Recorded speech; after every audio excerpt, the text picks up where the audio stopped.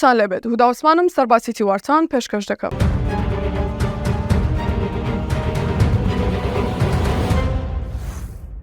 وتەبێژی وەزارەتی دارایی هەرێمی کوردستان ڕایگەیاند بڕیار بوو بەغداد بۆ 3 مانگ بڕی 700 میلیارد دینار بە قەرز بۆ هەرێمی کوردستان بنێرێت. دەشڵێت مانگی ڕابردوو پارە هاتووە و بڕیارە مانگەش لە نێوان 20 بۆ 25 مانگ پارە بنێردرێت.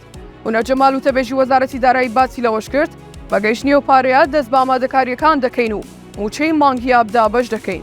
بۆم 2 مانگە بە 4.5مان هەیە کەم قەرزەش لە وادەی خۆی دادێت و موچەی 2 مانگی داهاتوو شۆندا بەش دەکەین. سەرۆکی ئەنجومەنی دادوەری هەرێم بە زۆرەی جەنگ بڕیاریدا بەمەبەستی یەخستنی زمانی کوردی لە دادگاکان بڕیاردرا بە فەرمی زمانی کوردی بخرێتە پێش زمانی عەرەبی. لە دوای کارەساتەکەی حەمدانیەوە حکوومەتی هەرێم ڕایگەیاند لە پێناو بەرژەوەندی گشتی و سەلامەتی زیاتری هاوڵاتیان لەسەر ڕاستپاردەی ڕێبەر ئەحمەد وەزیری ناوخۆی حکوومەتی هەرێمی کوردستان ژنێکی بەدواداچوون بۆ هۆڵی بۆنەکان لە سەرتاسەری هەرێمی کوردستان پێکهێنرا تا بابەتی دڵنیایی تەواو لە هۆڵانەدا هەبێت و دڵەڕاوکەی هاوڵاتیان بڕەوێتەوە.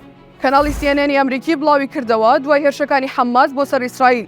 بەرپرسانی ئەمریکا ڕخنیان لە هەواڵگری ئیسرائیل گرتووە بۆ ئەوەی بێئاگا بوون لە هێرشەکانی حەماس. کۆماریەکانیش بە بایدن دەڵێن بە ئازادکردنی پارە بلۆکراوەکان ئێران خیانەتی گەورەت لە ئیسرائیل کردووە. خۆپیشاندان دژی ڕێفراندۆمەکەی ساڵی 2007 بەڕێوەچوو ئەمڕۆ نزیکەی 300,000 کەس ڕژاونەتە سەر شەقامەکانی بەرشەلۆنا ژی پلانێکی حکوومەتەکەی سانچێز بۆ دەرکردنی لێبوردنی گشتی بۆ سەرکردا جوداخوازەکانی لە پێش ئەنجامدانی ڕێفراندۆمەکەی ساڵی 2007 هەرمی کەتەلۆنیاوە بوون. خۆپیشاندەران ترسیان هەیە بڕیاری حکوومەت ببێتە هاندانی و سەرکردانە بۆ ئەنجامدانی ڕێفراندۆمێکی تر لەو هەرێمە. ئەمڕۆ بوومەلەرزەیەک بە گوڕی 6.2 لە ئەفغانستان کارەساتی دروست کردو.